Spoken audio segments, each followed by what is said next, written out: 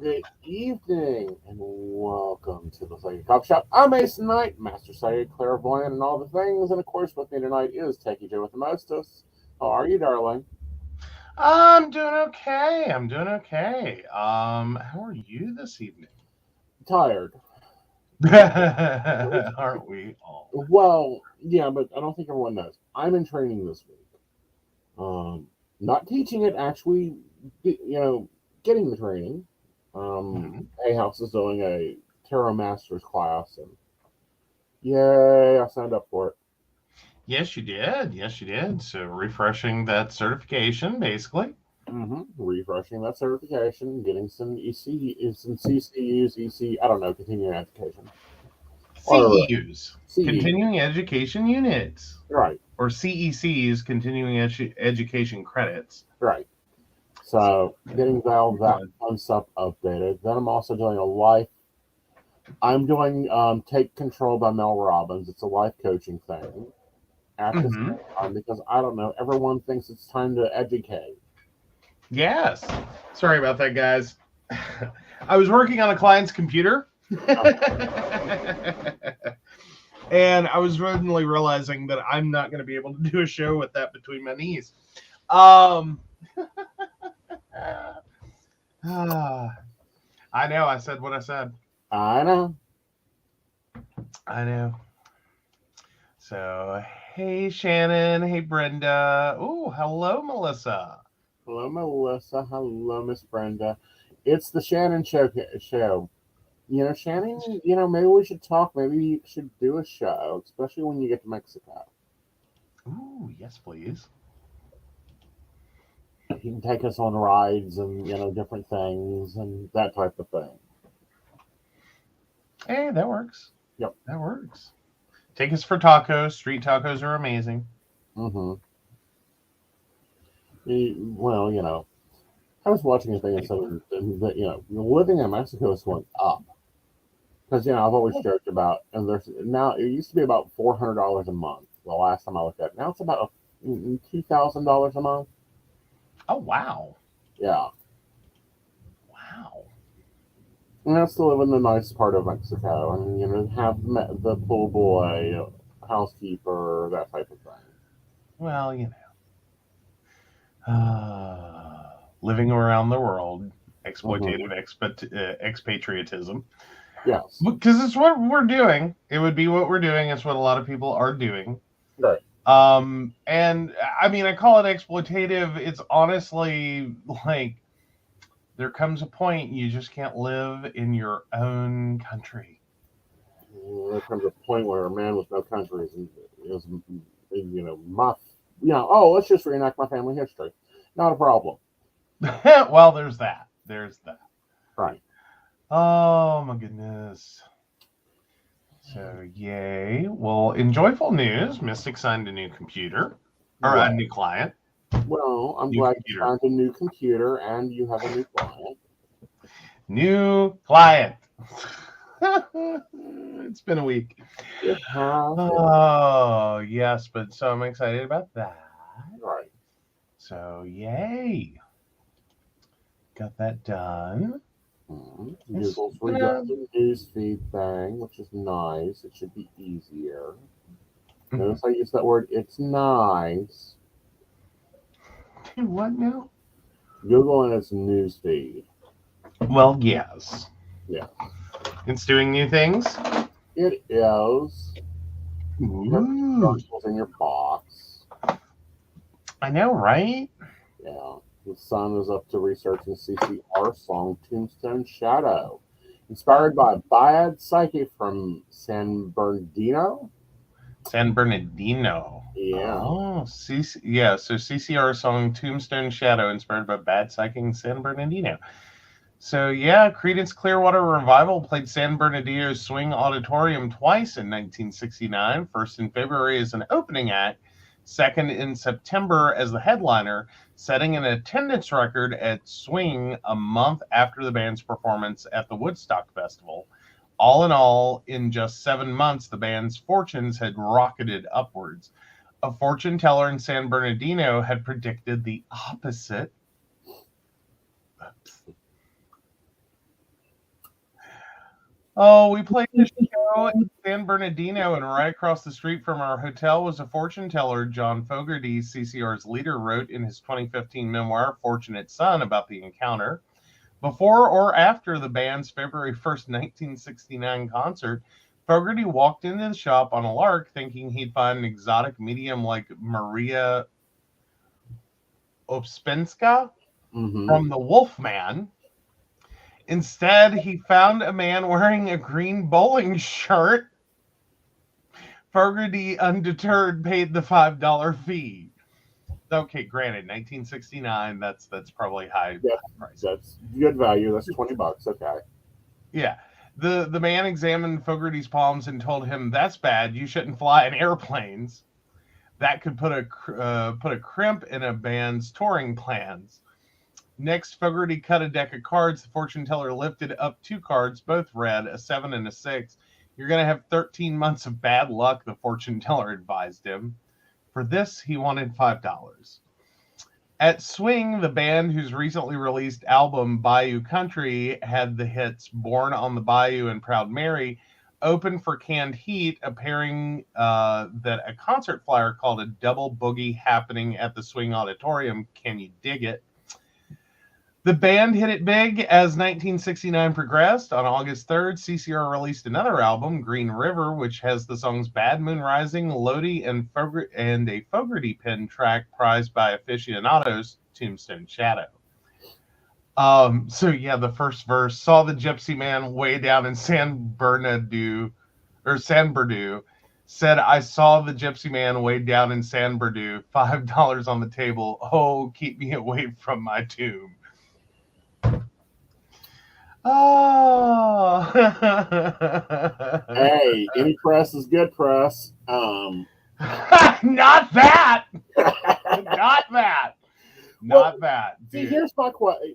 This was my thing, and this is my thing in general. One, I want to know, did he have any plane problems all of those 18 months? One. Two, how many planes did he take that time? True. Yeah. True. Like, yeah, I'm curious if there was anything that they changed.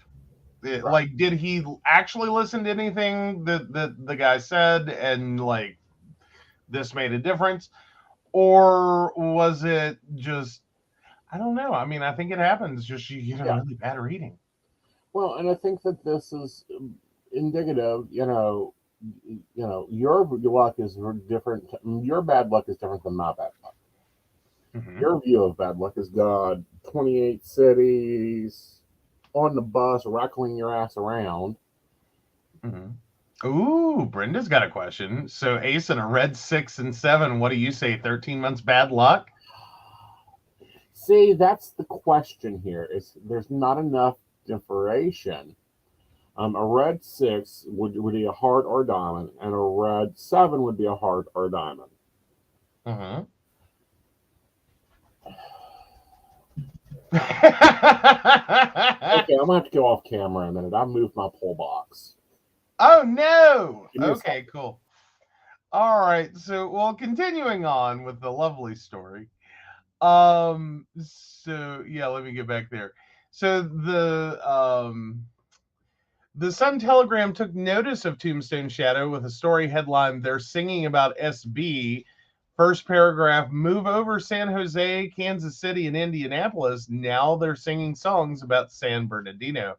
The city has joined the growing list of American cities that are getting a plug of one kind or another from the rock music field." Those would seem to be references to Do You Know the Way to San Jose, Kansas City, and Little Green Apples, respectively. On September 20th, a month after Woodstock, Creedence was back at Swing Auditorium, this time as the headliner. This time, I guess, it was a single boogie happening.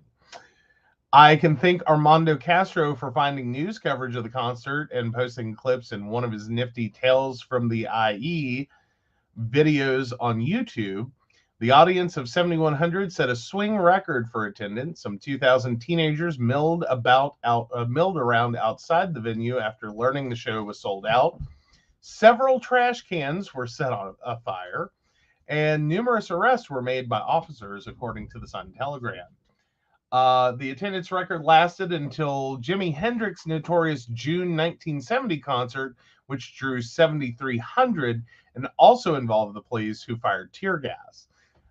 So yeah, the Sun Telegram devoted an entire page to photos from the CCR concert, like a gathering of the tribes, and the accompanying story began. Young people from all over the Inland Empire poured into San Bernardino's Swing Auditorium Saturday night to revel in the heavy sounds of Creedence Clearwater Revival. Oh, yeah. Yeah. Now, I'm not defending this dude, but there's a debate. Okay, and here's the debate. Because Reds are either loving money. I'm trying to think why he would only use 2 cards. What was the fourth card? The third card. One would think, yeah. One would think. Well, I mean, cartomancy. Is there a 2-card spread for cartomancy that people commonly use? 1, 3, 5, 9. You do odds. Oh, well, okay. So what if it was 2 1-card readings? Yeah, it's a possibility. Then here's what it is. And, all right, I'm not going to be nice to the box. I'm tired of that. Okay.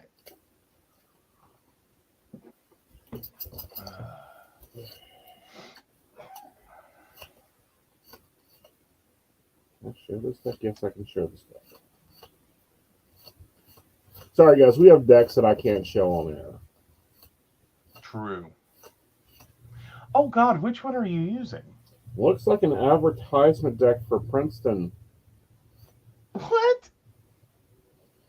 I grabbed the advertisement deck for Princeton we had in the game box because my poker deck's in the bottom of the bag over there. Oh, wild.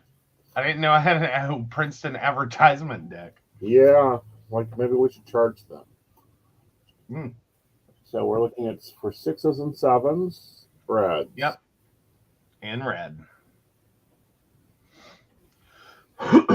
Yeah, the suits would help. I'm just thinking, though, it sets it up. It's only 4 possible cards. Right. And so they only have... And the unknowing fifth. Well, a potential unknown... Right. We don't know what the third card in the reading. Right. So if you have a mix-up of like 6 and 7, like the 6 of hearts, your 7 of hearts, and then your 6 of hearts, well, yeah, your love's decreasing. You've gone from very complicated emotional love down to very simple friendship. Okay. Okay. Then you have the 6 of diamonds and the 7 of diamonds. The 6 of diamonds to the 7 of diamonds is an increase of money and wealth, but it also shows a thief. Oh, Brenda's suggesting 1 card and pulled a clarifier? That's not normal in a 1-card reading, but good possibility. Okay. Okay, so then you got to go and you got to reverse here. Well, we have to take the idea of the 7 of diamonds falling in with the 6 of hearts. Well, that's a cheating affair. The 7 to the 6, the 6 of diamonds to the 7 of hearts. That shows that there's more love than money going on, and that you're financially unstable. Mm-hmm. So it's that next card that he didn't cover in this article, and I don't think is covered in the song. True. Well, it wasn't covered in the story. I don't think it covered it in the song at all, did it? No, I'm pulling up. Yeah, it was just mentioning Sam Berdue. Right. And the Gypsy Man. Saw the Gypsy Man way down in San Bernardino. Said I saw the Gypsy Man way down in San Bernardino. $5 on the table. Ooh, keep me away from my tombstone. Oh. Said I had 13 months of bad luck. Bound to be some pain. Don't be traveling, flying in no machines. Tombstone shadows stretched across my path. Every time I got some good news, oh, the shadow is on my back. Uh-oh, the man gave me a lucky charm. Cost me $5. Said put this underneath your pillow and put some on your door. Okay, so there's some root charm going on there. He said, take a long vacation. Well, 13 months for 13 months or more. Oh Lord. Okay, cool. So there's some things we can put together in this song. Mm-hmm. That's not really reported in the article. Okay. Okay, the man gave me a lucky charm, cost me $5 more, said put this on your pillow and put some on your door. So, with that denoting that, we also have to then go and look at the tour. But so there's a counteractive occurring there. Mm-hmm. Yeah. So, and Brenda brings up numerology coming in there a 13, 6 and 7 is 13, so that's 13 years bad luck. I mean, 13 months bad luck. Oh, and that might be the better question. What would be the difference, or would there be any, between pulling hearts or diamonds to get months versus years?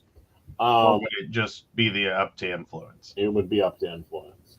Okay. Meanwhile, just a correction on the inflation rate between 1969 and 2023.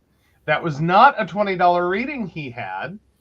That was a $41.10 reading with another $41.10 in a good luck charm.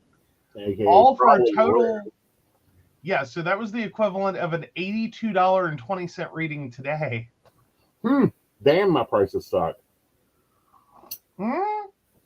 Like, I'm just sitting there going, damn, $82 and something? Damn. And I didn't even get credit in the song. Like, come on, dude. I know, right? Yeah. Seriously.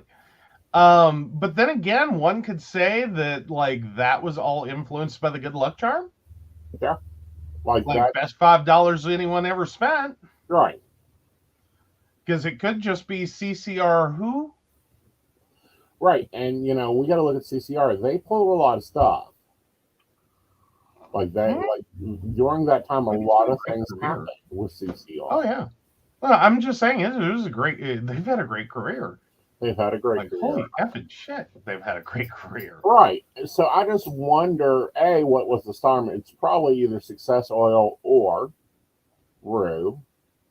Like, there's no comment of what the charm was. Like, they didn't even go by the charm. I'm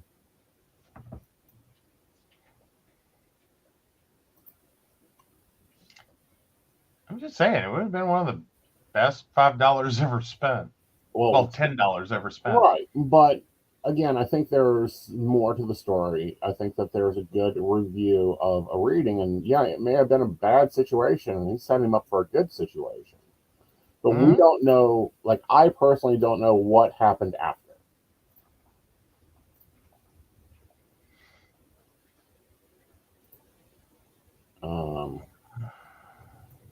I wonder if because CCR has a very dedicated fan base. Let's wonder if they actually done this. Okay, CCR for 1969.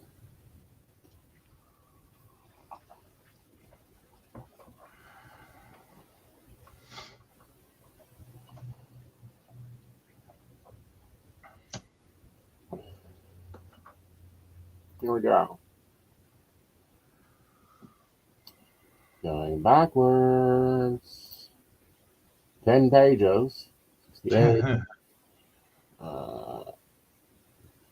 Like, they played a lot of the Fillmore in 68, 68, 68, 68, 68.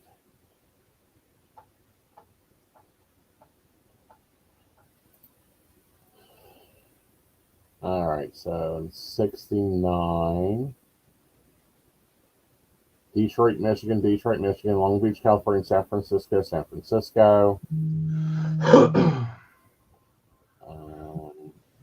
Jose. So they're all in California for a good bit there.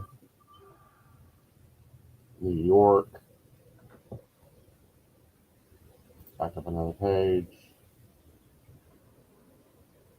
New Mexico, they went out to Detroit in June. They went to Cleveland, New York, Portland, Vancouver, Washington, Seattle, Washington. Yeah, so they had to be on a few flights. I don't know. I think they were on buses. Really? Really. Okay. The reason I say is they're all like they grouped them all together.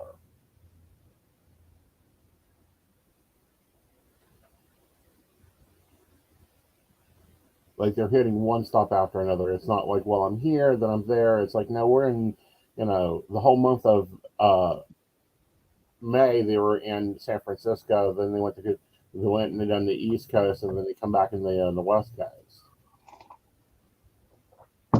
Ooh, that makes me wonder though. Okay. Sorry, I just had a realization. Okay.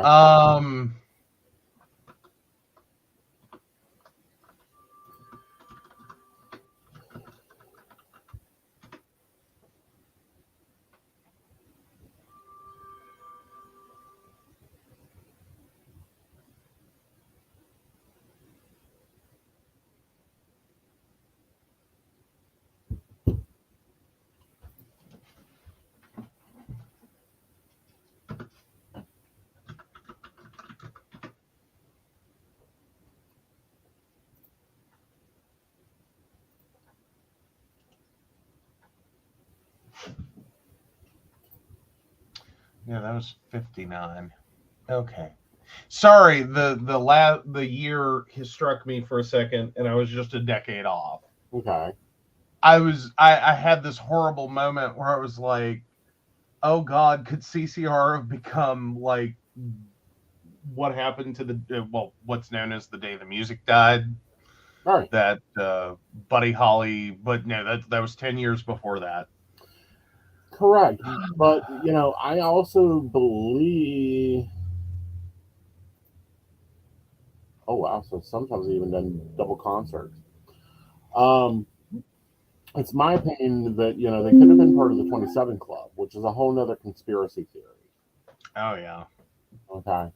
So, was it a bad psychic reading, or was it a psychic reading that we really don't have all the details to? That's debatable. But either way, love was going down the toilet or money was being stolen, one of the two. Now, I just wonder if CCR ever had an accounting problem. Well, there is that. I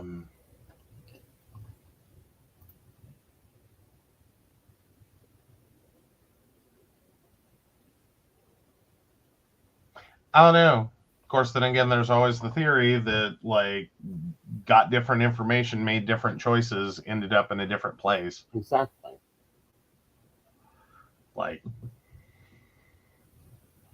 right. So let's move over to this professor that's fallen into the psychic conundrum. all right. So, how a former Columbia professor fell deep into psychic pseudoscience. Mm-hmm. Oh, we don't expect Ivy League researchers to start dabbling in pseudoscience, but it's more common than you might think. Okay. So Spiro Pantazatos doesn't seem to mind that his research interests lie off the beaten path. Quote, I've always been fascinated by research topics that don't tend to get a lot of attention or funding for whatever reason. If they're considered taboo, for instance, the clinical neurobiology researcher told the Daily Beast. For the most part, his citations would be considered par for the course for any scientist who studies the brain. His work includes a bevy of papers showing the brain's role in everything from depression to obesity. There's nothing peculiar about these avenues of research. It's well established that such links exist, even if the specifics are still being pieced together. But there are a few clues into Pantazatos' penchant for the unconventional. Take his 2014 paper published in the journal Neuroimage. Looking at birth dates and brain scans, Pantazatos related a person's birth season to specific differences in their brain structure and function when separated by sex. At the time, Wired called the results intriguing. The project sparked a more ambitious idea to validate these trends more thoroughly. Data sets of American patients do not contain birth dates since they're considered a form of protected health information under the Health Insurance Portability and Accountability Act. But perhaps Panizatos thought he could source brain scans and personal information directly from volunteers, cut out the middlemen, he said. By 2021, Panizatos, then a faculty member at Columbia University, had set up the project with $10,000 in funding from NYC Media Lab, an accelerator for early stage media and technology startups. A new organization called Ions, based in Novato, California, had joined the research, helping recruit participants and guiding its direction. Called My Brain and Me, the project asked a range of survey questions from people who submitted their brain scans, including a specific set designed in collaboration with Ions. In a post titled Columbia University to Study the Neuroanatomy of Psychic Abilities, Ions described the newest goal of the project. There is an ever-growing body of evidence that psychic abilities like telepathy, psychokinesis, astral projection, and channeling are not only real, they're quite common, the post read. My Brain and Me would help answer the question of whether psychic experience could be mapped to certain regions of the brain. But there's a massive problem with this premise. Yale School of Medicine neurology researcher Stephen Novella told the Daily Beast it's completely not true. There is no growing body of evidence for any of these phenomena, Novella added. In fact, after 100 years of study, they've made no progress whatsoever. My Brain and Me meant that Panizatos had leapt from the unconventional to the outright controversial. The study of psychic abilities, often called psi or noetic sciences by its believers, and parapsychology or even simply pseudoscience by mainstream scientists, is undoubtedly a fringe topic. Yet its research, demonstrated by researchers like Panizatos and an organization like Ions, has moved off from the fringe. Experts told the Daily Beast that growing frustrations in scientific publishing and academic freedom got us here, and it will take a substantial reform of both systems to separate fact from fiction. My! Yeah, it sounds like somebody isn't happy that there's growing evidence, and there's been growing evidence for quite a while. I'm glad we're starting to see them get back into the study of the brain and where everything kind of lays into it, and how it's effective and how it's effective differently. Because there were some studies in the late 50s about psychic brains and how they're different. There's also been some research on how certain combinations of lifestyle and food and how the pituitary gland interlinks with everything. It's a debatable situation there. Okay. Go on. Oh. So, yeah, let me... sorry, I scrolled down a little bit just to see. So, yeah. Extraordinary claims. The founding focus of Ions, according to the nonprofit organization's website, is to reveal the interconnected nature of reality. This aim might appropriately be described as otherworldly. The late Apollo 14 astronaut Edgar Mitchell founded the Institute of Noetic Sciences in 1973, 2 years after he became the sixth man to walk on the moon. He described having an epiphany about universal interconnectedness and his spacecraft headed back to Earth, and would cite this experience as a major reason for starting Ions. Mm-hmm. No, with this large subtle belief there that there was a alien encounter with Apollo 14, and also a large spiritual reckoning with Apollo 14. There's a lot of mystery around Apollo 14. With this general goal in mind, the organization's priorities have significantly shifted in the past several decades. Ions Director of Research Helene Waba told the Daily Beast, its research arm, launched 2 decades ago, is a relatively new addition to Ions' broader programming of education and events, yet has taken over as one of the organization's marquee enterprises. From June 2020 to 21, research expenses totaled more than $760,000, nearly 20% of Ions' annual expenditures. An additional $100,000 research prize for work in the noetic sciences was announced on March 29th. So, yeah, IONS really prides itself on being the trailblazer in front of the pack in terms of frontier science, Waba said. What exactly this area entails can span a range of experiences and extended human capacities, Waba said. Decades ago, IONS was a prominent supporter of mindfulness meditation when people in the West were skeptical of it. Today, the Institute invites people to share specific and remarkable experiences they have had, like telepathy, precognition, and clairvoyance. It's the organization's parapsychological endeavors that elicit real criticism from its skeptics today. IONS recruits participants for research studies, rating photos to be used in a remote viewing study, or teaming up with a partner who could be miles away and guessing if you're both viewing the same photograph. Panizzado's study is highlighted on the website too. Waba said the research question that IONS is most interested in is whether specific brain regions can be linked to any of over a dozen different noetic experiences.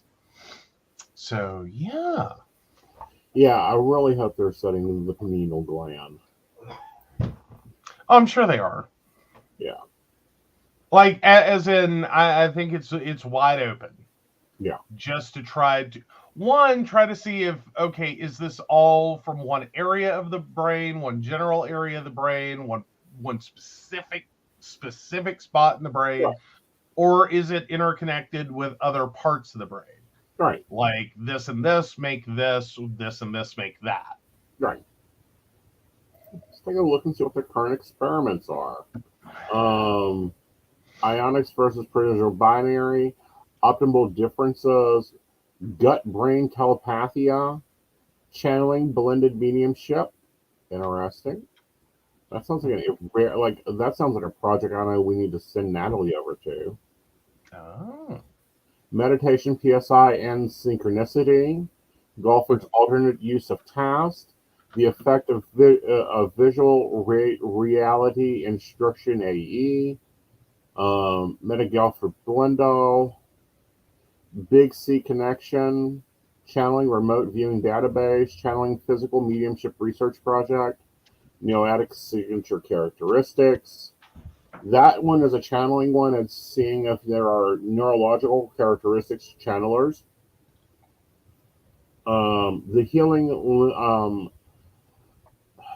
healing lucid dream study, which is an interesting study if you want to take time to go through and read that. Let's go ahead and just drop the site. Let me grab that. Like, if you're into reading research papers, over your coffee, here you go. And there you go. There you are. It went out. That's lovely. I love it when they actually do that. I will also put this in the show notes. Yay! Yeah. Show notes. Yeah. So let's go ahead and take a break. When we come back, we're going to be talking with some of the stuff we've been playing up to, because, of course, we're going through the spring reset. And some discussion we got into yesterday. Okay. Okay. Hi, this is Sandy Starr. I'm a psychic and I work on Keen, and I have been working on Keen for over 22 years. You can reach me on 01068. I deal with a myriad of subjects, but I do specialize in relationships, marriages, divorces, is he cheating, is she cheating, whatever the dynamic of the relationship is, I will guide you through. I've got amazing radar for cheaters, so I will tell you the truth if he or she is cheating. I can help with any subject you need me to help you with besides relationships, and I look forward to hearing from you. Again, you can reach me through Keen. My extension number is 01068. I really look forward to hearing from you and helping you with whatever you need me to help you with. Hi, I'm Tracy Van. I'm a psychic medium and I work with tarot cards. I also practice Reiki and access bars. I would like to share with you what a reading with me is like. It is a blended reading of psychic and mediumship. And I deliver these messages exactly as they come through. I'm not going to mince words or add any padding. I am a professional, reliable, and honest communicator. I have readings available anywhere from 15 minutes to an hour. You can book a reading with me at tracyvann.com. That's TracyVann.com. And no, I'll always tell you exactly what you need to hear. Hey everybody, Natalie here from The Pendulum's Path. If you are in need of guidance, direction, spiritual connection, healing, or more, you have come to the right place. I have worked as a psychic and a medium for over 3 years, connecting people from all over the world with their loved ones, giving them insight and guidance into their current situations, their past healings, their blockages, and what they need to know in order for them to have a better future.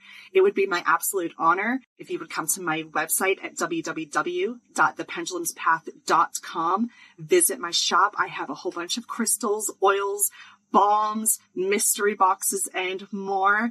And visit my services. I offer 15-minute, 30-minute, and 60-minute sessions. I also have email readings available if you're not comfortable with the one-on-one session with me, or if you just want to try me out. I encourage you to come visit me at the Pendulum's Path, and let's get you back on the right track today. Hey everybody, Lady Gwendolyn here from Rowan Temple of Light, and I'm here to tell you about our events this summer. First up is Beltane in the Hills, May 13th, and that is from 1 to 6. We have entertainment, we have a bunch of vendors, we have a fairy photo shoot. It's going to be exciting. You having any questions, reach out to Earth Magic or to myself. After that, we have Central West Virginia Pagan Pride, August 19th. That's at Holly Gray Park from 11 to 5 for the day. And we will have Sarah Masters coming down from Pittsburgh to be our keynote speaker. We have some great classes for that. So if you want to get involved, reach out to Rowan Temple of Light at Gmail, or just follow us along on Facebook at Rowan Temple of Light, and we look forward to seeing you out in the community. See you there. All right, welcome back. So, you guys haven't noticed, we've talked a while here about morning routines, the importance of them, some of the science coming out. One of the new concepts we're looking at is sleep inertia. What's your thoughts, kind of fill them in on what we've been talking about and, what you've seen? So, all right. So sleep inertia, actually that one specifically came from Mel Robbins. And it's her general idea that if you are struggling every morning with resetting your alarm, you're effectively pushing yourself back into a sleep cycle that you're then immediately disrupting. So if your alarm goes off at, say, 7 a.m. and you don't get up, but instead you go, I want 9 more minutes, 5 more minutes, 7 more minutes, whatever, and snooze, you're then in turn restarting a sleep cycle that you then interrupt. And if you continue to do this, it gets worse and worse because you're just compounding the issue. And effectively, you are taking away from your morning and setting the tone for your day as tired, exhausted, and not ready to get anything done. And there's a lot of research behind this theory that it takes like 4 hours for you to get, out of that process, because it is a process of going to sleep and sleep cycles and calculating sleep rhythms. And there's some cool apps out there now that you can basically calculate how long you need to sleep. Yeah. I think I would point out this is a little different than if you have a habit of sleeping through alarms. Right. Though it has some similarity. In the sense of, if you're not getting enough sleep and you are sleeping through your alarms and you're having to set multiple alarms to be able to get up, that does create its own issues. Right. And I will say I am a multi-alarm setter just because I have a tendency to sleep through my alarms. And it usually is because I'm not getting enough sleep. Right. Because we have, unfortunate days where, I end up having to run really late in the night. Mm-hmm. And then unfortunately, like I've got to be on the road Mm-hmm. and go to Princeton. And so I've got to get up bright and early. Right. And yeah, so I reflexively set multiple alarms, like Yeah. just in case. 9 times out of 10, I'm going to wake up on the first one. Usually the second one. If I do go over the first one, the third one, I'm almost always awake for. Right. Typically, if I hit the third one, it's real bad. Right. And that's not what we're talking about. What we're talking about is the brain can literally get trapped into like a cycle. Mm-hmm. You know. Of trying to wake up from a sleep cycle, and that sleep cycle wake up process, Mm-hmm. when interrupted, takes a few hours. It does. And we were talking about this last night, and I want to go into this too about bifurcated sleep. Mm-hmm. And how that is actually a thing. It is. There's actually, it's really strange. You start digging into nobility, Mm-hmm. is where you start seeing some of the first like reports of it. And the reason that was so was because it had so much to do with the running of the royal household. That if someone was not in bed by X time, slept an extended period, and then up, and it was part of your more traditional, normal, seeming common 8 hours roughly at night sleep cycle, then that household had to be prepared for that and had to make adjustments to whatever sleep cycle that royal or affluent or rich person had. Right. In terms of staffing and making sure someone's available if, for instance, they sleep for a few hours, then get up and want a sandwich and play cards till 5 in the morning, and then go back to sleep for a couple of hours and get back up. Right. And so when we're talking bifurcated, bi meaning two and furcated meaning divisions, Mm-hmm. that's what we're talking about, is sleep divided in two. Right. So yeah, and there's other versions. It doesn't just have to be sleep divided in two. Some people have like 3-part sleep. There's a lot of different versions of that. Right. And typically where it got notoriety was, or became worth noting, was when it did require staffing concern. Right. That you're going to have to provide something, do something, be available for something. Some royals would host, like parties and get-togethers and events during those late hours. Mm-hmm. For some it was sometimes it wasn't all that so to speak big of a deal. It was just kind of like they got normal night's sleep plus a nap. Mm-hmm. But it was still noteworthy to how the household ran. Right. Sometimes it was in a sense of like they didn't go to sleep until like 4 or 5 in the morning. Mm-hmm. Got up in the afternoon, did their royal official business, and then their end of business day was at a particular time. They got a 1-hour nap, and then they partied all night till that 5 in the morning. Right. So that requires some differences in how a household runs and what people are needed and when they're needed. Right. And somehow around the revolution of adding electricity to our lives, and then moving out of that into the industrial revolution, Well, yeah, more so the Industrial Revolution is where this all became important to know and Right. talk about when people slept. Mm-hmm. In terms of knowing how, like trying to determine how much sleep, humans need so that we can set shifts for business and ensure that people have enough sleep to be able to work the next day. It also went on to influence a lot of like our blue laws in Mm-hmm. terms of alcohol purchase so people could be sober for the next day at work, so that they had a period of time in which they could not purchase alcohol, could get good rest, and be ready for Monday morning.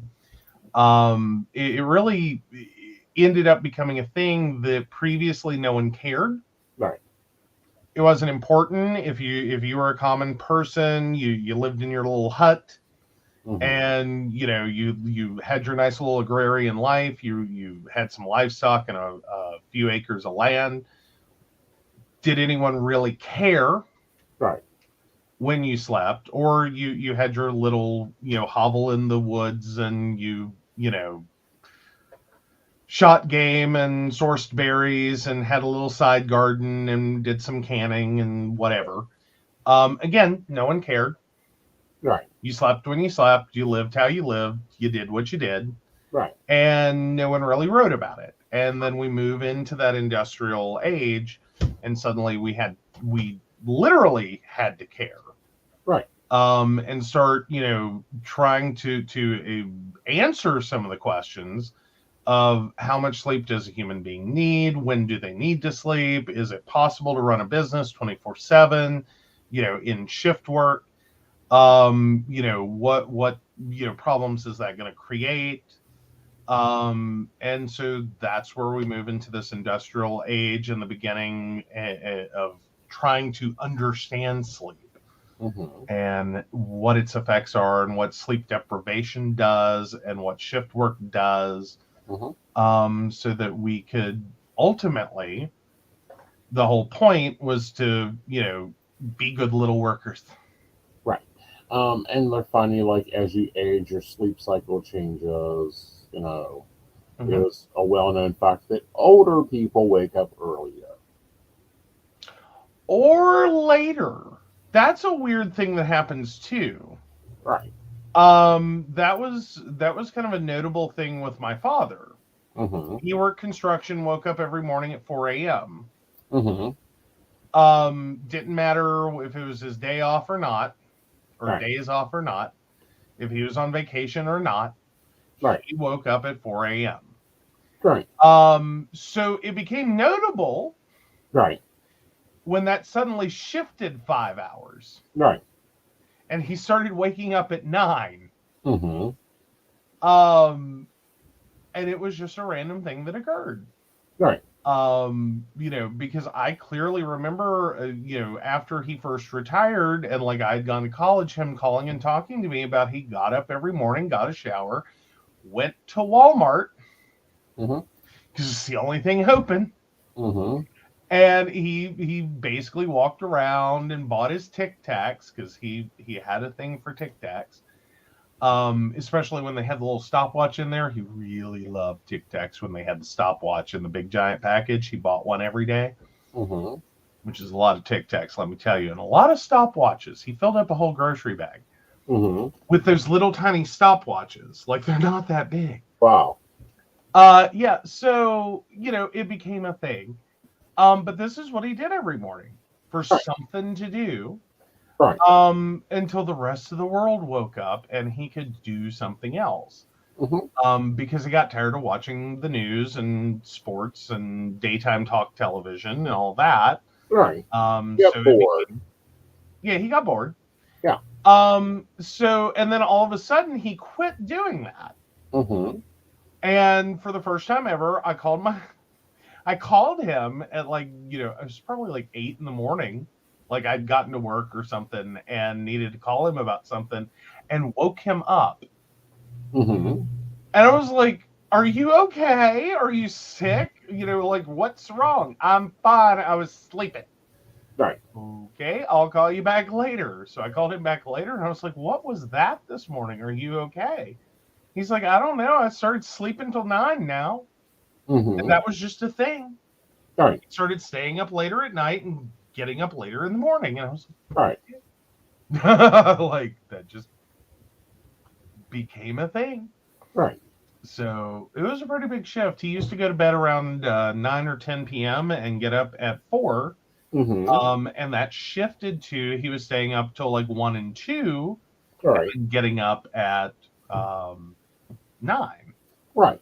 But the editor-in-chief of the Huffington Post has a lovely book out on sleep and the importance of it and how your brain plays into it, and like why naps are technically important for the human race, even if it's just 15 minutes. Oh, naps are important for the human race. Sorry, I thought you said gnats. I was like, what are gnats doing for us? Naps. Naps are doing great things for us. Yes. I don't know. I think at some point we may have had bad sleep science around the Industrial Revolution, and we might not have gotten all the right answers. Right. Because I've always found it interesting that we keep talking in terms of the like optimal holy grail is 8 hours a night of sleep. Right. Yet no one gets it. Right. Like I don't know anyone that gets it. It's everyone's either shorter, right, or a whole lot longer. Right. But her book, which is a lovely book, I highly recommend it, especially if you're trying to figure out why your sleep is not your sleep anymore. Mm-hmm. Go check it out. The Science of Sleep Doesn't Lie. Well-rested workers are better employees.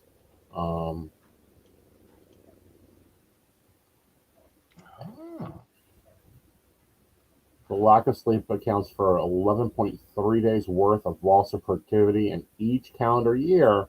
That works out to the equivalent of $2,280 being wasted.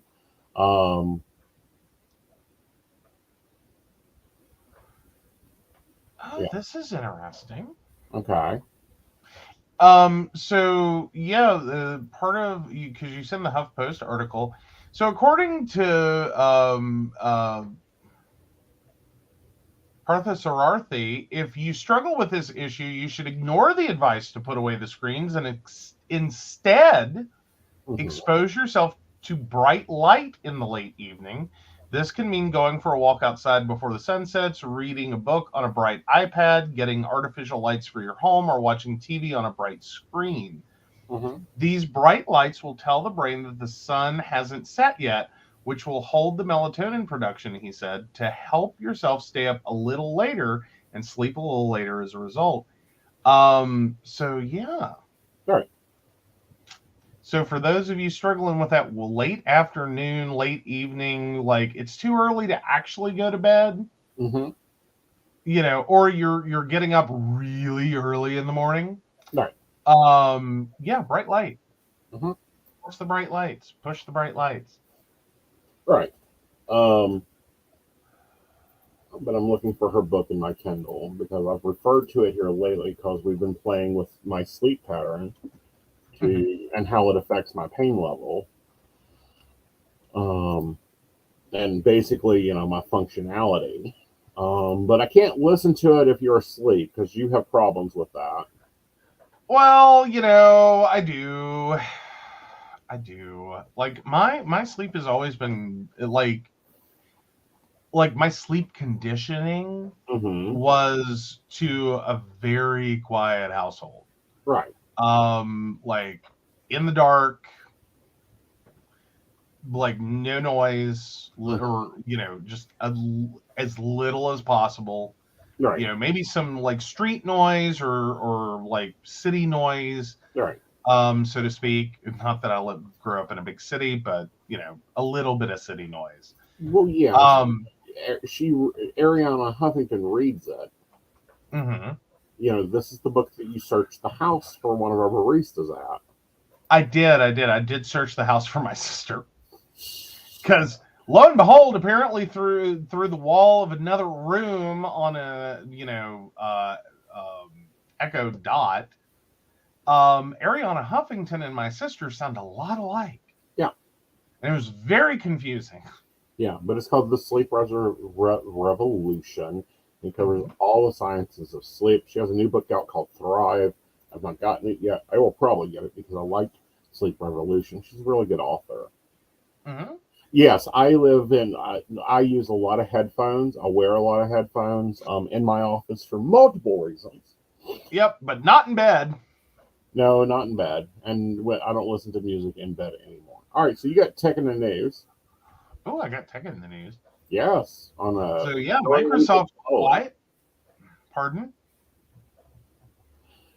On a story we've been following. Oh yeah, so Microsoft quietly supported legislation to make it easier to fix devices. Here's why that's a big deal. So, and major tech companies have long opposed the right to repair, but Microsoft is finally engaging with lawmakers and activists.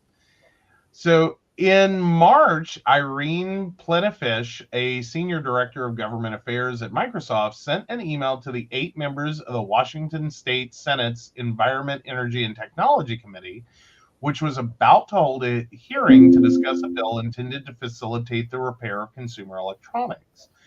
Typically, when consumer tech companies reach out to lawmakers concerning right to repair bills, which seek to make it easier for people to fix their devices, thus saving money and reducing electronic waste, is because they want them killed.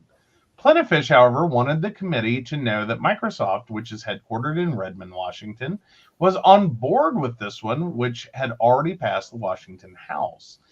Quote, I'm writing to state Microsoft support for E2SHB 1392, also known as the Fair Repair Act, Plenifish wrote in an email to the committee. This bill fairly balances the interests of manufacturers, customers, and independent repair shops, and in doing so will provide more options for consumer device repair. The Fair Repair Act stalled out a week later due to oppositions from all 3 Republicans on the committee and Senator Lisa Wellman, a Democrat and former Apple executive.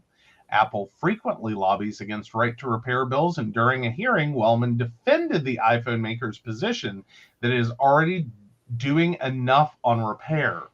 But despite the bill's failure to launch this year, repair advocates say Microsoft's support, a notable first for a major U.S. tech company, is bringing other manufacturers to the table to negotiate the details of other right to repair bills for the first time. We are in the middle of more conversations with manufacturers being way more cooperative than before, Nathan Proctor, who heads the U.S. Public Research Interest Group Right to Repair campaign, told Grist.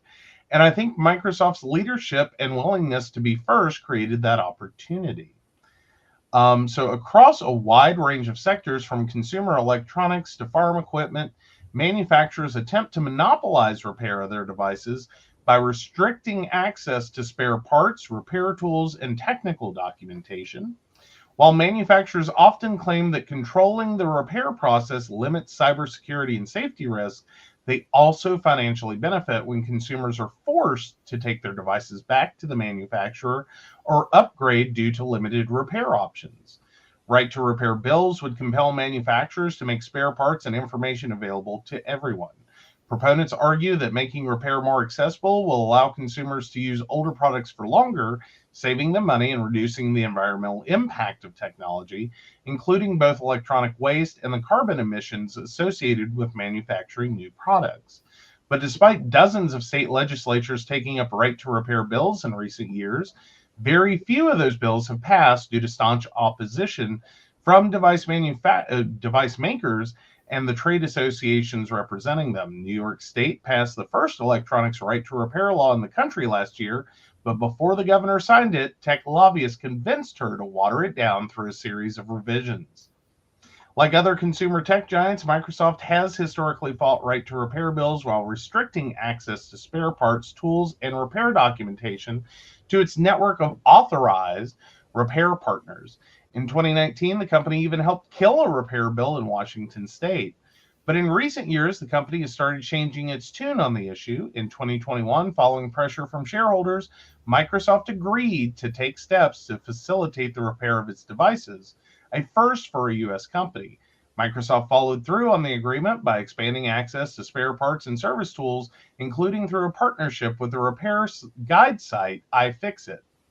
The tech giant also commissioned a study that found repairing Microsoft products instead of replacing them can dramatically reduce both waste and carbon emissions.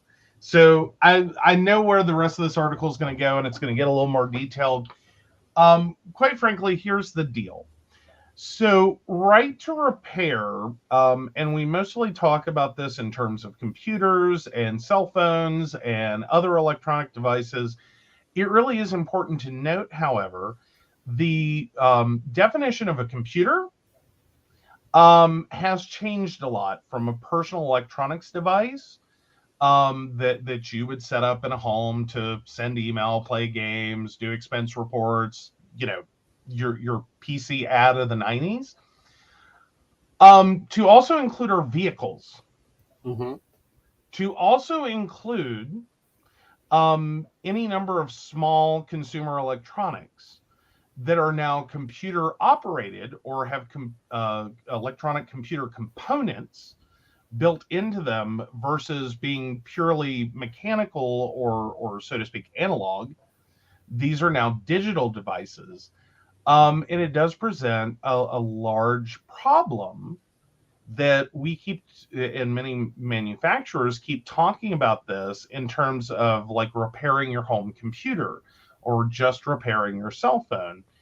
We're now even talking about your ability as a farmer to repair your tractor. Right. Because it is covered under a license agreement. Like effectively, you don't buy the tractor, you buy the right to use the tractor, is the big argument that companies like John Deere are making.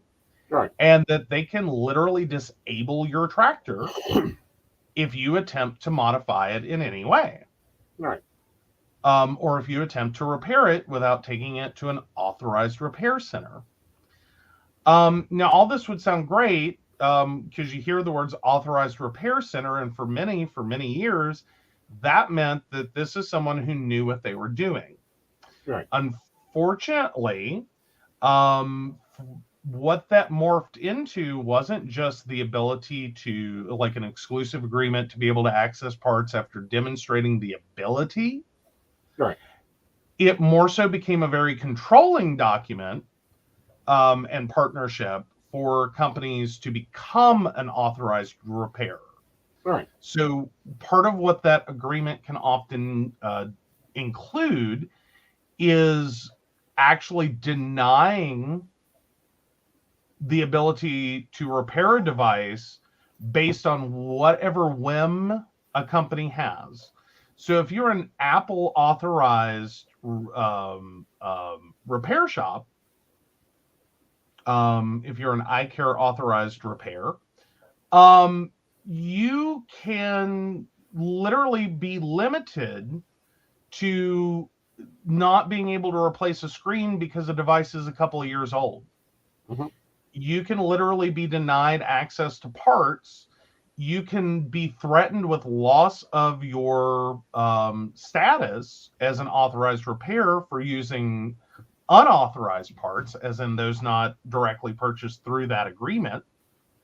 So it very much locks many of those shops into only being able to fix devices that the company says they can fix, only with the parts that they can buy from them, which often increases the cost of repair, and then controls what situations are deemed repairable.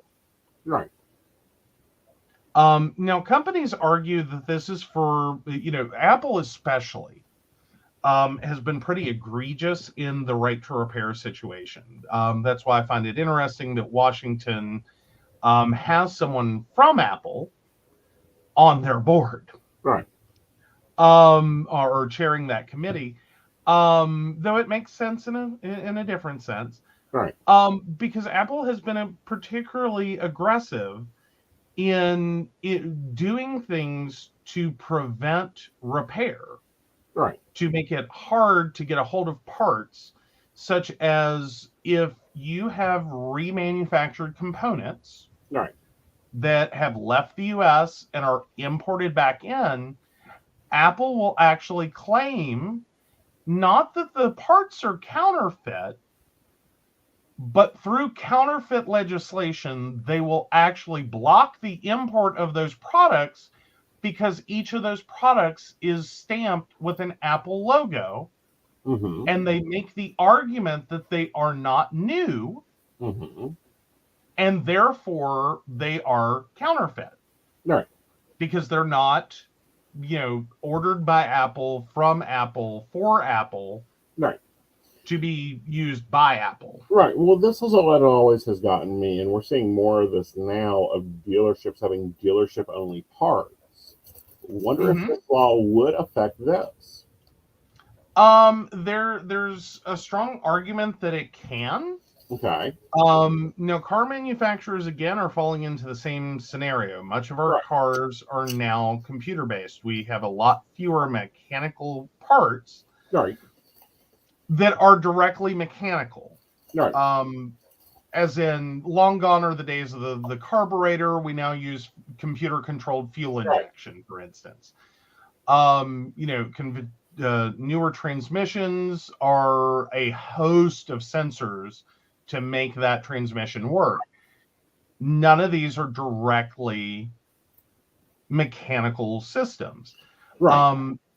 And yes, a lot of vehicle manufacturers are very hesitant in their arrangements with dealerships to do anything that would prevent a repair through the dealership. So they're very encouraging of these dealerships making money through their service departments by only selling some parts directly to dealerships, and good luck on getting at least new parts or non-remanufactured or direct from the manufacturer parts. You have to look aftermarket. $40,000 for a vehicle, and you technically don't own it. No, and that's a big part of right to repair and computers is this extension of the idea of you don't own the vehicle, you own a license to use the vehicle that is revocable. Tesla's gotten in major trouble for this. At least with their consumer market, for being one of the first to actually lock owners out of their vehicle and make it undrivable. And can occur in situations as simple as you taking multiple crash Teslas and creating a parts bucket special of non-related components to build a working vehicle. So the battery from one car, the motor from another, the seats from another, this et cetera, et cetera, et cetera. Tesla will sit there and potentially invalidate your car. They will refuse you the right to charge it. They will refuse you the ability to drive it. They will refuse the ability for you to boot the computer system. They will literally lock you out of that vehicle because it is a violation of their terms of service.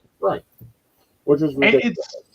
Which is mentally one of those things. It's like, how much longer until we get to the point that this is completely part of our normal idea of, because we already have Tesla getting away with it. How long till this becomes mainstream?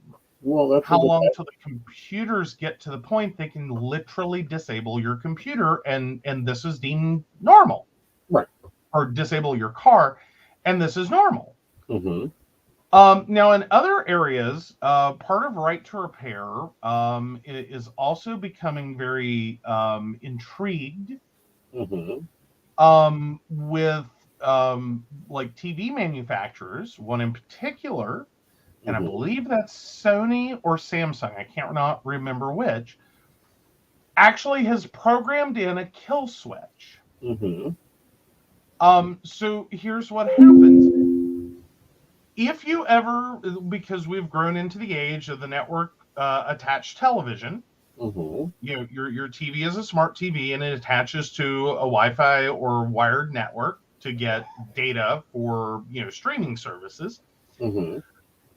Okay, now part of that operating system, a company can, at least one can, institute a kill switch in their code. So if this television is ever connected to a network, which quite frankly, if you have a smart TV, it's rare to use it without doing so. It automatically connects to a database. And if it finds itself in that database, it runs a kill procedure, which completely destroys the television. Not in a blows up and splatters components all over your living room, but it will never turn on and work again. Wow. All right. Well, let's take a break, and we'll be right back, and we'll just find out if you're an asshole. All right.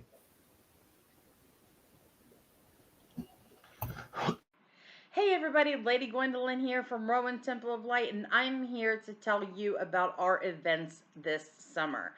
First up is Beltane in the Hills, May 13th, and that is from 1 to 6. We have entertainment, we have a bunch of vendors, we have a fairy photo shoot. It's going to be exciting. You having any questions, reach out to Earth Magic or to myself.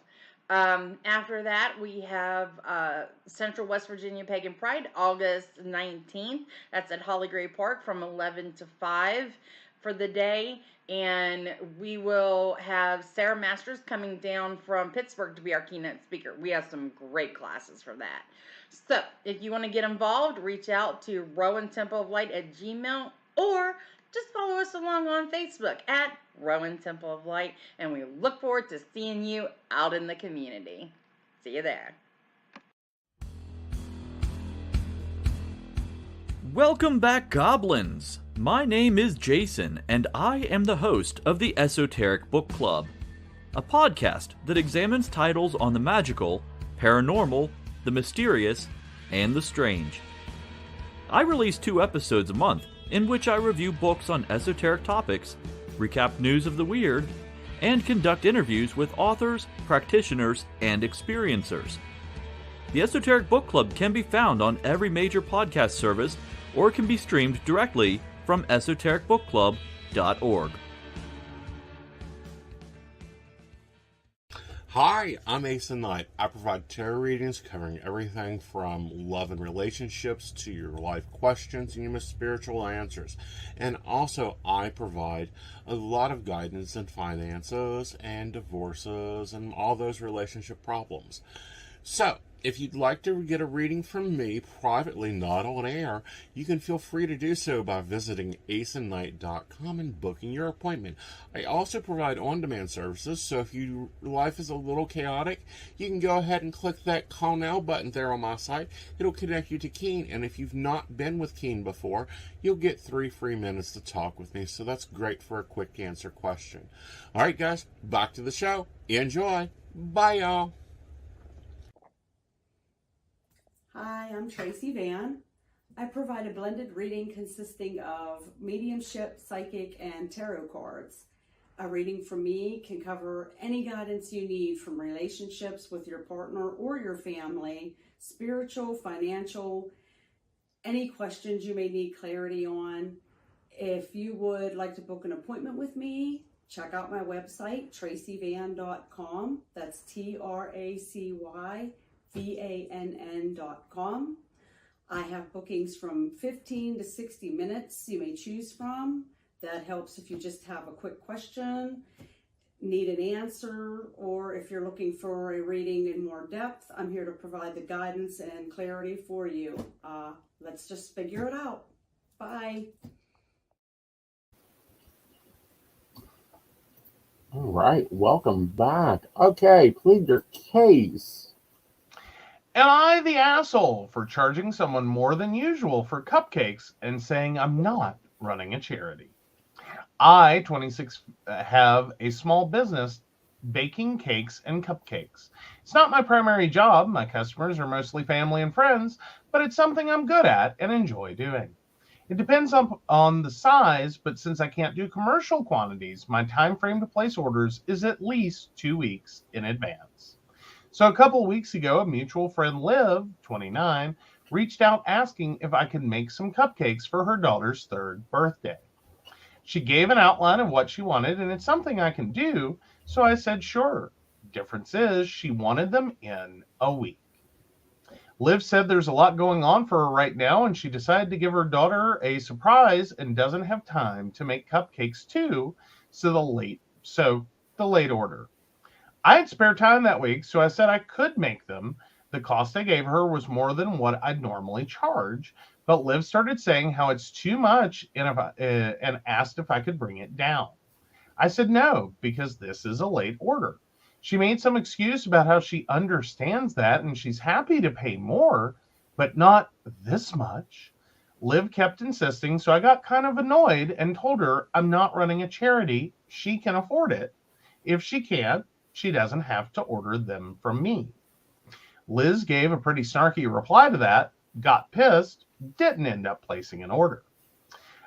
I then saw from a friend's Instagram she made some posts on her stories, which I'll admit irked me. I do have a couple people telling me I was way upcharging and was rude to her in my replies. I don't think I was, so am I the asshole? No, if that's your policy. Here's the thing, though. I think there's always a balance between trying to tell a customer no and standing firm on price and being, not letting a customer show up late and then ask for a discount. Right. Because one, let's just cover in terms of small business, that's rude. Right. This is really rude. Right. To expect to show up outside of parameter, Right. and then to also get a discount for it, Right. or to pay normal price for it. Right. Good, cheap, and fast. You only get 2. Right. So good and fast, not cheap and fast. Right. And this is one that I face a good bit of time. One, my appointments range and are very tight. I have 2 sets of appointment books running. One is over on Modern and Spiritual, and it's dedicated times of Modern and Spiritual. One is my private work, and it's dedicated over there. There's a definite upcharge because there's more, there's more fees and stuff that I have to pay over on Modern and Spiritual. But if you look at that, my rate comparative to like my on-demand rate, it's a way out, there's a cheaper rate for booking an appointment with me. And if you book it on my site, aesonknight.com, and you book it in advance, because you have to book within 3 hours, it is the cheaper option than on demand. Right. Or, going to Modern Spiritual and booking there. But if you look at my network prices, they're what the networks charge. Yeah, you're getting you when he's on network and you're paying for on demand. You're also paying a premium for the service that runs that network. Right. Because they take a sizable chunk right of that per minute that you would otherwise think that he makes. Like they a good chunk. Right. And business runs on a 2 week in advance order. It's not that hard. She's making a business decision that I can do that order, but it's going to take up some time. It's out of my policy time. This is what that time was dedicated to. Like, let's say it was dedicated to her going to her son's soccer game. Well, what's the cost of that? Well, or even if it's just sitting on her couch. Right. Because part of running, and especially running a business, secondary, like this is a side hustle. Right. And part of the running a side hustle is that requires some balance of your full-time job. Right. And your general life. And when you cannot, get the time you need to prep for that, Right. it has a cost. It has value to sit there and go, well, I had planned to do this, Mm-hmm. but instead I'm going to be doing this. Right. I have to rearrange this on short notice. Right. I have to get, a babysitter. I have to, eat out that night. I have to do something. Right. Potentially. Right. Or I simply lose the ability to enjoy my time Right. on last minute notice. Right. That has value. Right. Don't And cheap it's an yourself on that. unusual order. Normally she charges $45. She quoted $85. And baking takes a lot, especially if you're doing, if you're processing your own fondant, you're processing your own colors, you're processing all that. That's additional time. Well, yeah, But it's there's work. upcharges to all that. So she quoted 85. She quoted 85, and she normally charges 45. She Right. doubled the price. Right, But and it's there's half the time. it's worth noting those prices are in Canadian dollars. Right.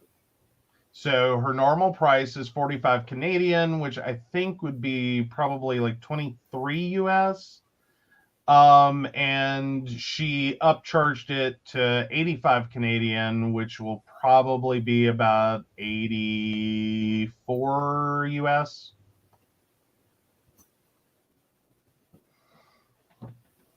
Or excuse me, 44 US.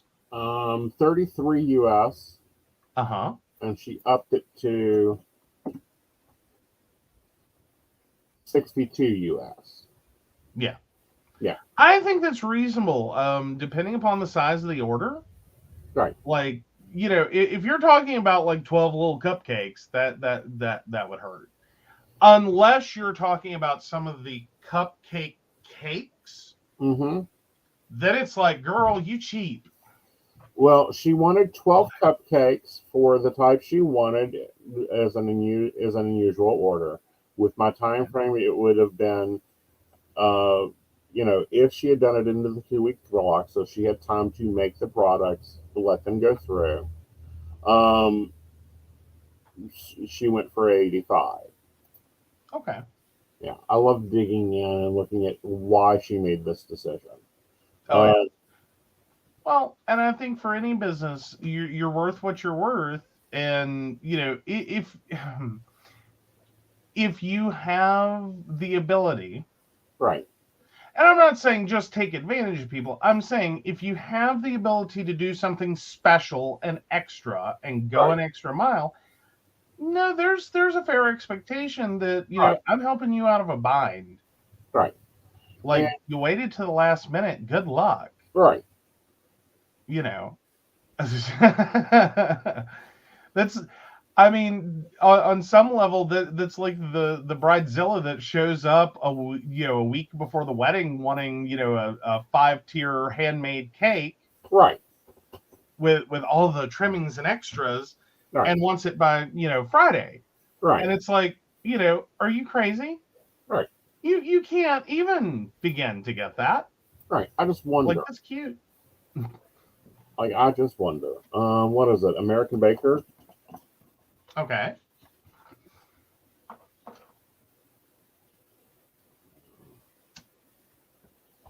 Cake balls. Like, that's one of those things about weddings I find interesting is that, like, some of the support services, when you start digging into it, like, you cannot plan a wedding in a couple of weeks. Right. Like, no, you cannot throw a full-on wedding in a couple of weeks.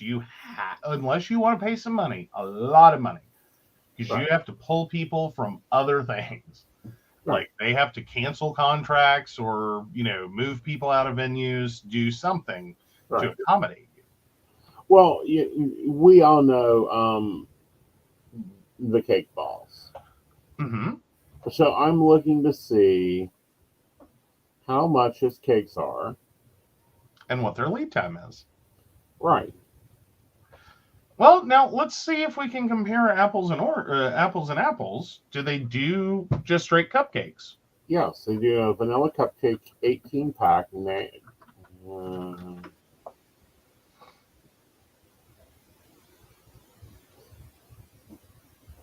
so an 18 pack of just straight vanilla cupcakes. Nothing special. There's just icing, and all that is $40. Okay, so that's not even a special order. That's just Right. a regular order. And Right. what's their lead time? Their lead time is Monday through Friday of each week. They're saying that I could have it by the 5th if I order in the next 5 minutes. Now, They have a staff. they have a staff. That's a commercial bakery. They full-time bake. Right. And it's still a few days lead time. Right. I don't think it's unreasonable to expect someone working their business as a side hustle to need additional time. Yeah, they're not in a commercial kitchen. It's not being flown into you. And it's $19 extra. Yeah. That's not a severe upcharge. Like, so, take my $20, please. Yeah, it's 20 for national shipping. It's shipping delay. We do not offer refunds for shipping delays due to our shipping partner, due to weather, mechanical error, national disaster, blah blah blah. Order change request. They do not make order change request.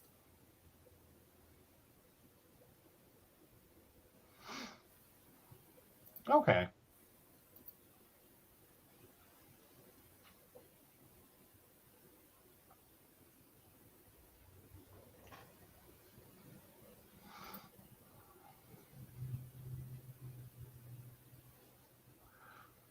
Even if you go to their store, you're looking at an $85 order.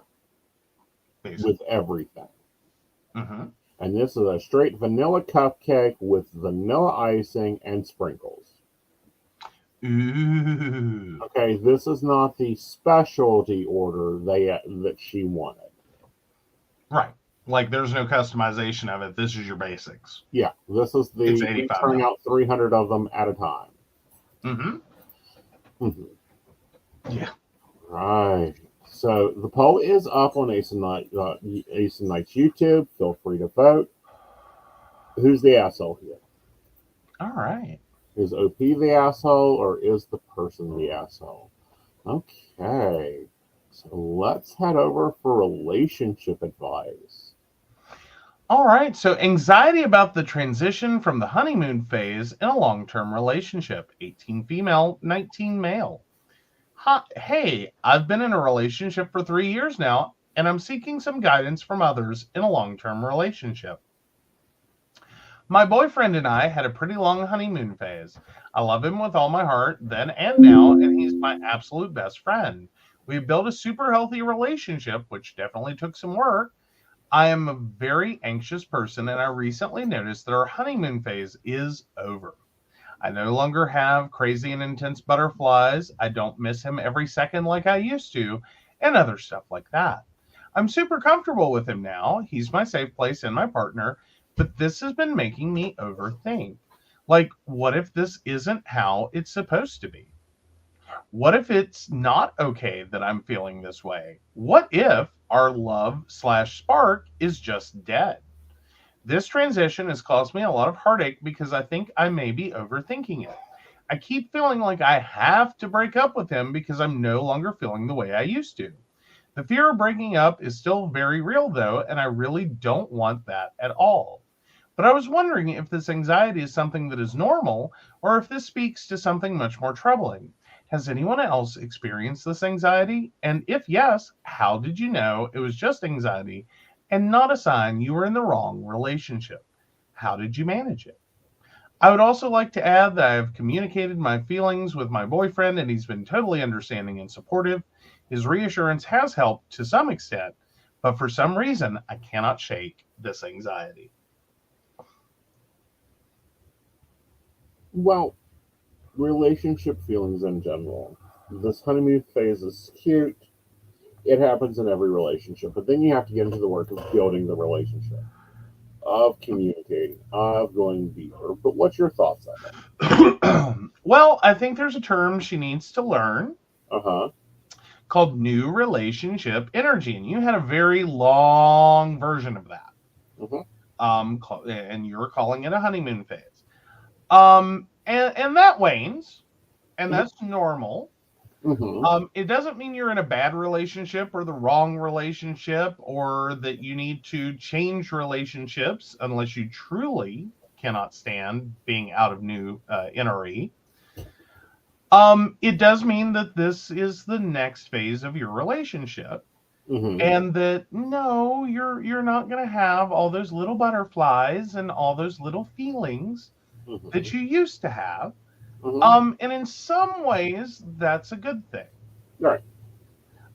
Mostly because while you're having anxiety now, some of that was also anxiety that you were having before, masking as, intense feeling. Right. Because those are typically also associated with, fear of loss of the relationship. Right. You weren't yet comfortable enough for the butterflies to go away. You weren't yet comfortable enough to not be okay that he's going to come back. Right. So now you're in the next phase of your relationship that, no, you don't have those things going on. You are comfortable. You are dead on right. You are very comfortable. Right. And that's a good thing. Yeah. And that's a normal thing. And love wanes. That's why it's important that you at least have a friendship with the person, because there will be times that you will be head over heels and he's just the most amazing person in the world. And then there are days that you just want to murder him. Like, you wake up and he's got drool on the side of his face and his cute little behaviors of yesteryear now annoy the living fuck out of you. Like throwing clothes all over the bedroom. And he's aggravated you the past 3 days over some bullshit to do with nothing you can change. And you want to murder him. That means you still love him. Well, yeah, that's a different kind of intensity of emotion. And one need not be afraid necessarily of wanting to kill your partner. This is fairly normal. We all have that momentary impulse of feeling that it's like, I could strangle him. I could just strangle him. I could pick him up off the floor and strangle him. And that is a level of anger that you can go to in a relationship. It happens frequently, and God knows, watch a movie. Or any movie. Doesn't matter a movie. Long-term couple of a certain point hits that point. And it's also becomes the point in which you become safe arguing with your partner, because you're not walking on the eggshells of this could all evaporate tomorrow if you say the wrong thing. Right. That's part of that comfortability as well. Right. Your danger sign in you want to kill your spouse right. is not the desire. Right. It's when you move from that being a one-off thought related to a thing and becomes a place that you live. Right. And start to want to make plans to make happen. Right. Now that is a sign of a toxic or problematic relationship that needs to end, not with, gunfire and poisoning and anything else. Or belladonna and some whiskey. Well, there's that. But no, that's the point where you need to recognize that you are moving from situational anger to being angry with a person and their existence. Right. Being angry at a person's existence is a big giant red flag and means please stop. Right. Angry with what someone did, but able and willing to forgive after a cooling off period. Right. That's normal. Right. All right. Well, you have a review to give before the baristas show up Oh, I have a review. What's my review? on Practical Magic. Oh yeah, so we did watch Practical Magic. It was a good movie. We had a funny moment though in it. Is I swore up and down Aunt Lydia was in it. Uh huh. Those of you who watch Handmaid's Tale, I swore up and down that had to be her. Mm-hmm. So Margot Martindale, the actress, I do have to apologize to, but y'all got to admit they look oddly similar. Right. Ann Dowd, Margot Martindale, you look it up, see what you think. But no, the movie was good. I did think that the ending was a little bit bed knobs and broomsticks slash well, yeah, bed knobs and broomsticks is good enough. Yep. It's a little cheesy on the ending. It's a little cheese on the end. Yep. I'll be right Okay. But no, we did get to watch it. It was a good movie. It was a very funny movie. It was kind of interesting watching. Yeah, and here's my thing. Sandra Bullock is one of those actresses I don't always appreciate in movies. This was an appreciable role. Like it paired some of her humor with her ability to be serious, which I think a fair number of roles that she's had didn't have. back. Right. They asked her to be one or the other, like either be the stupid bimbo or be the smart sophisticate, Mm-hmm. and she needs both. Right. Like she's just not one of those actresses that can sit still for a whole movie, and God forbid you ask her to be funny for a whole movie because she can't do just one. Right. So, what's your favorite moment in the movie? Oh, my favorite moment in the movie? Uh huh. I think it was when the aunts left and said, "Clean up your own mess." That was good. That was good. I like that. Okay. Very cool. Yeah, I like that moment, but I also love the moment where she's, I believe, writing in her journal, and and the coffee or tea probably is stirring itself, and she's not even paying attention. She's complaining about the aunts teaching her children magic. Well, yes, and then she does that again at the store she runs in front of the officer. Yeah. And kind of has to quickly play it off as like, I don't know what that was, like make it stop. Like didn't realize I was doing that in public again. Uh-huh. Yep. So yeah. Follow-up question to this is, what jokes do you now get? Well, definitely the belladonna in whiskey. Uh-huh. I think that's the biggest one. The rose bushes, I guess. Okay. That makes more sense in hindsight. I think that's about it. Okay. Very cool. Very cool. So, would you watch two? Would they come out with a two? Actually, no. Okay. It's been too long. Okay. 98 to 2023 or later? Mm-hmm. Oh, that's pushing it. That is pushing it. And I would be really afraid it's just going to be like a really bad reboot. Uh-huh. Trying to capitalize on if it were to occur, would be a really bad reboot attempting to capitalize on the original. Right. And it's either that or it's going to be a remake. Okay. As in same movie, same title, same everything, different actresses. Probably Sandra Bullock playing the dark-haired aunt. And it would be one of those movies that's like, one was good, two was bad. Because there's been talk of Practical Magic 2 for a while now. Yeah, and I think, unfortunately, with some movies, like you either have to piss or get off the pot. You got to make it or you got to give it up. Right. And this far out, Right. 25 years later, Right. I mean, very few movies pull off a 25-year gap Right. between, movies.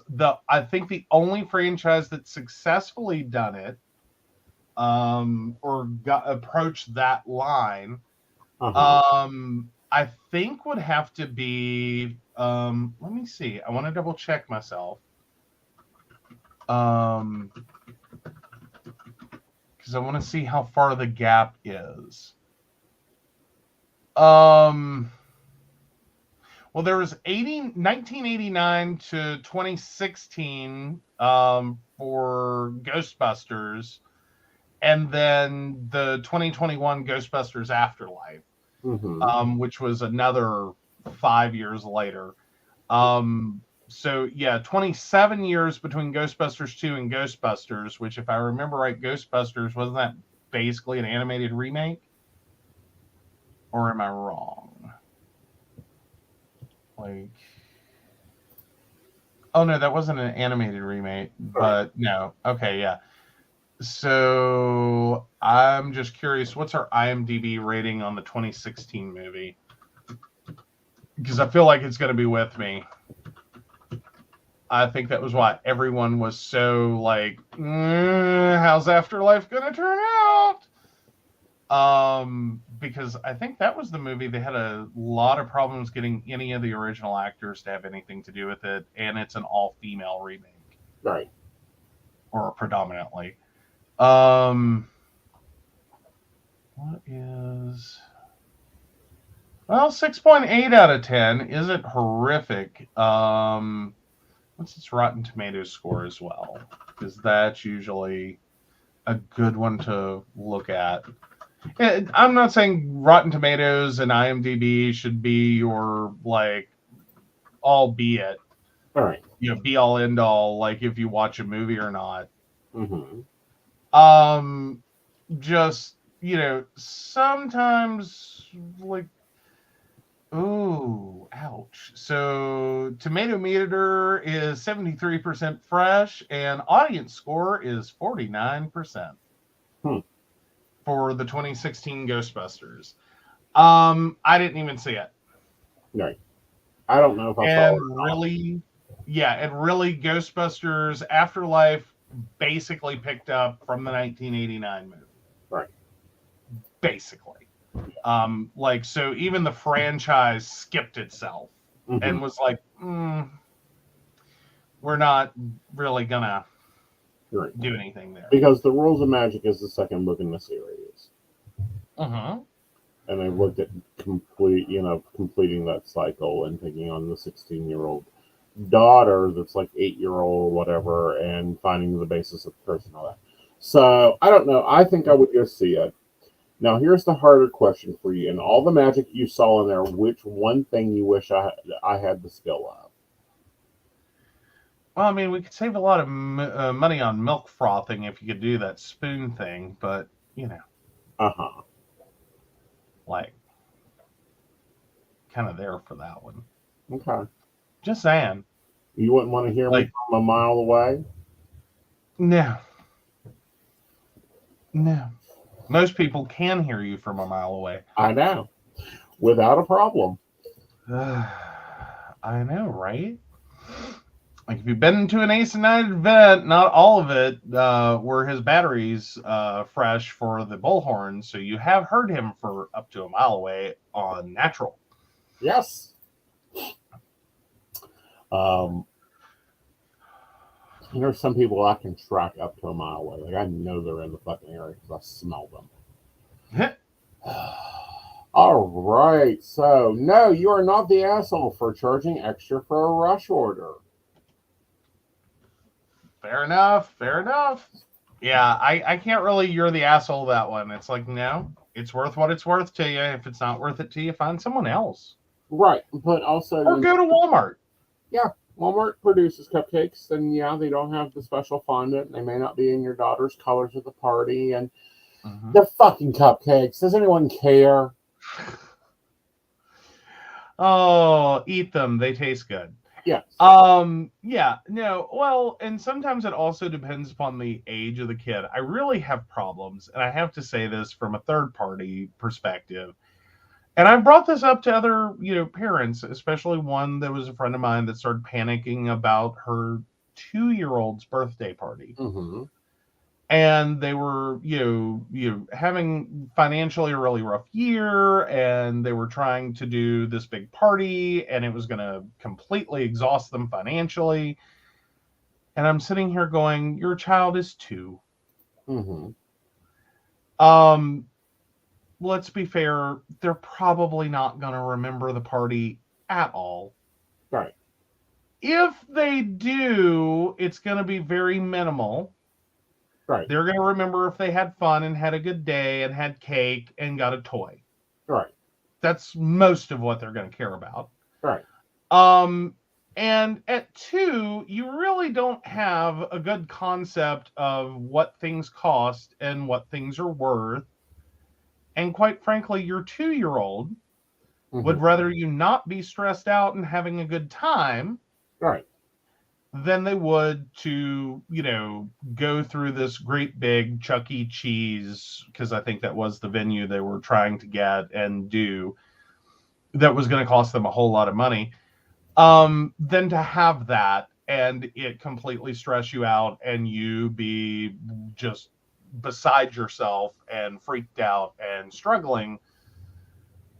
No. Like, go cheap. They're 2. Get over it. right. Do the thing. Like, I don't consider, like, young kids discerning enough. Well, okay, what is your earliest age of memory? Oh. Okay, now see, here's where I go with this. If you want to talk about my absolute earliest memory, Right. I want to say age 4. Well, probably there's a couple before that, but like a real full memory, Right. that has context and understanding is probably age 4. I go to at least 5 for like really like more than a few. Right. Like 5 starts like there's a lot more. Right. So 4, there's a few that are of quality and substance, and then before that there's a couple, just a few, Right. of that are more flashy. Like I didn't really as an adult, I can look back and hearing stories about the event, I can tell you what was going on. But if I were to just base it on what I remember, no. Right. I got nothing. Yeah. Like, I think my earliest memory is around 3.5, 4.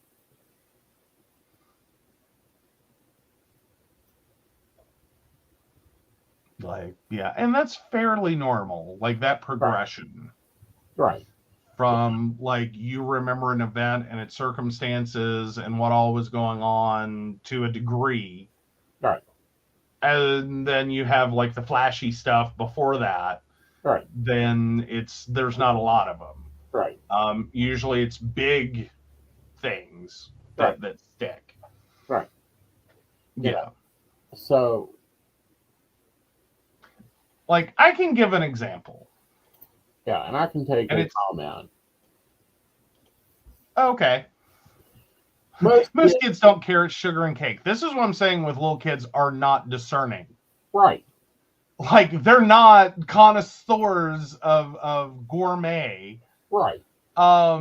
They're kids. Right. Like don't try to make them connoisseurs of gourmet. Mm-hmm. That's the thing you grow into. You have to eat some crap. Right. Before you get there. Right. So actually I want to download that actually. Oh, don't delete it. That was almost bad. Oh, the joys of trying to multitask. Right. I am bad at it. So yes, for those of you who have wondered what a baby Joe looked like, and we will be sharing that. Okay. So share screen, window, and here we go. So this is a baby Joe having a birthday party. Mm-hmm. I know where we're at. Okay. I don't remember that from the memory. I just know where we're at. Uh-huh. And let me see if I zoom it back down, if I can tell which birthday candle that is. I want to say that's 3. That's I don't know, probably 3, maybe 4. 2 or 4. 4. That's a 4. Okay. All right. I don't remember this. Yeah. I don't. I got nothing. Mm-hmm. I know where we're at. I'm sure that is a chocolate cake. My mother was predictable, if nothing else. I'm sure the candle lived at our at the lake, because this was at a lake. Mm-hmm. My parents, long story short, had property. It is a lot less impressive than it sounds, believe me. All right. And no, I don't remember this party. It looks like I had a good time. Right. Like, that's it. That's all I got for you. Right. I don't remember it. I had a sugary cake, and I probably got some toys. I'd say that's probably the year I got the Tonka trucks. Yay! I don't remember getting them. Did you get the plastic or the metal? Metal. Awesome. Good parent. Old school metal. Yes. But yeah, like, that's it. Yeah, that's it. That's how that is. That's where that is. And you know, it's like spend $500 on a party, spend $24 on a party. Yeah. Spend $24 on the party, take the other $486, $73, stick that in a savings account for 14 years. You have your college fund. Well, pretty much. I mean, and if you can't do that, don't feel bad. Put $20 in a savings account. Mm-hmm. Like, it's a start. It's something. Right. But more importantly, don't get obsessed with the idea that a little kid is going to totally remember this, and if you do it wrong, they're going to be scarred for their life. Right. They're 2. Right. They're 3. They're 4. Like, it's really hard. You have to do some pretty horrible things. Right.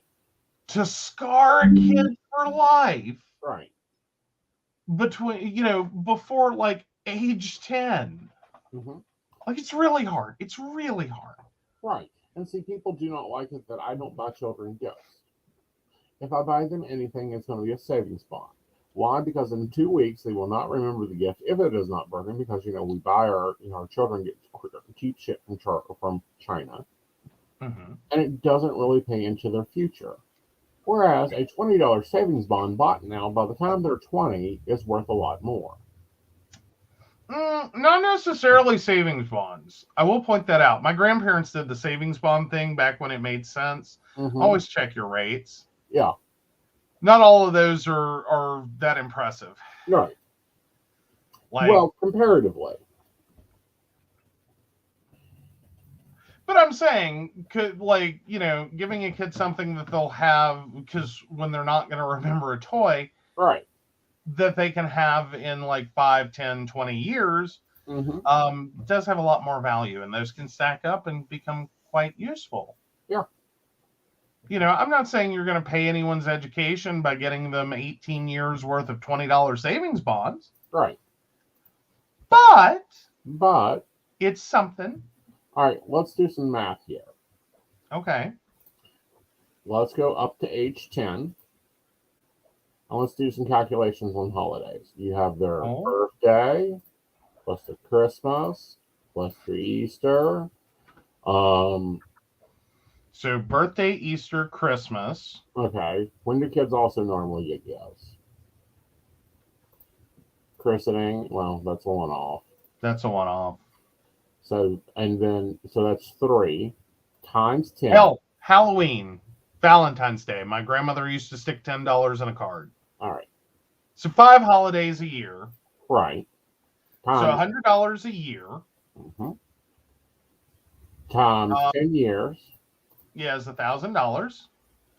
Times 4.30%.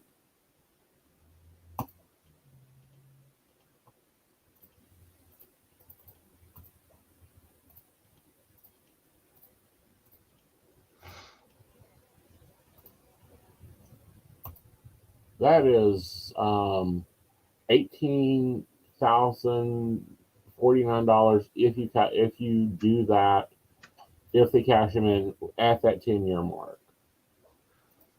Hey, not bad.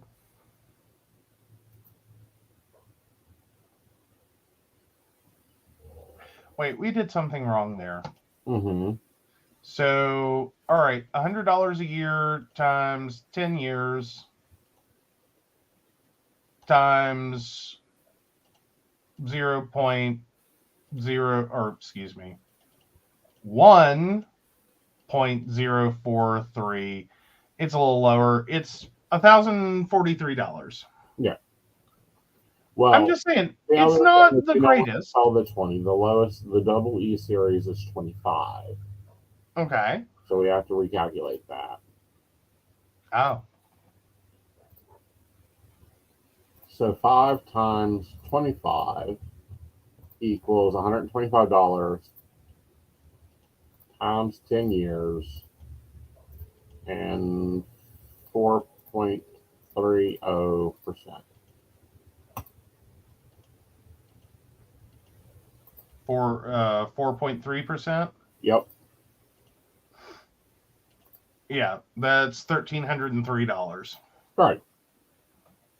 $1,250 of purchasing to $1,303. Right. Oh yeah, at most asked to try to charge a cashing fee to liquidate the bond too. Right. So there's that. Right. So realistically, but that's 12. So even if you get zeroed out on any interest you earn, Mm-hmm. it's still $1,250 you didn't have. Yeah. It's $1,250. Right. That's not going to buy anyone a house or a Right. car or a but it will be something. Right.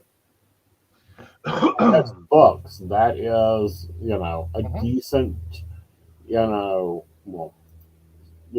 down payment. That's books. That's a laptop. That's a cell phone. That's, assuming current prices. If like someone started this, Right. back then, Right. it's something. Right. Like, it's not, it's money. Yeah. It helps. Yeah. So yeah. Yeah. It's a class. Yeah. Like if you want to skip traditional college education, that's a class. Right. To do something. Yeah. That's a class. That's, the deposit on the first apartment. Instead of a toy, they're not going to remember. Yeah, because and especially if you're talking about like vocational technical, Mm-hmm. like if someone wants to start their own business, Right. I just want to see, right, in West Virginia, if someone did that. So Fayette Institute of Technology. Yep. Would that be right? That's your VOTech? Yep. Okay, so their website. Adult. Let's see. Adult programs. Mm-hmm. Adult education. And it tells me, oh, there we go. No, maybe. Come on. Special topic classes. I was just looking to see if they had like an accounting course and a, basic business and yeah, their website's kind of annoying. Well, I've gone over to ACT. Okay, thank you. I'm just looking at my LPN. Oh, well, there you go. And I'm that's saying that's a whole. $6,000. It's what now? $6,000, and it's a 1-year program. Okay, so that's 1/6 you already have in the bank Right. to do that program. Right. I think you can cough up some, scholarships and, financial aid and, Right. stuff to cover the rest. Right. I'm just saying. Yeah. Just saying. You can get some places with that. Not a lot of places, not a full Harvard education, Well, no. but you can get some places with that. Right. Maybe start a small business that pays for the Harvard education. Right. Turn 18, start a side hustle, help travel. Yeah. Take a backpack week. Yeah. So, those are things to think about in general. Mm-hmm. All right, guys, we hope you've enjoyed the Psychic Coffee Shop. Yes, we are tuning into more psychic news and less political news because it's a damn landslide out there and we're getting enough after that. Yeah. All right. So we do want to take a moment and thank our baristas. Our baristas are amazing. They are. And we also want to take a moment to talk about our Patreon. Yes. So yeah, if you're interested in joining our Patreon, and we would love your sponsorship, we have memberships at $1, $5, and $10 a month.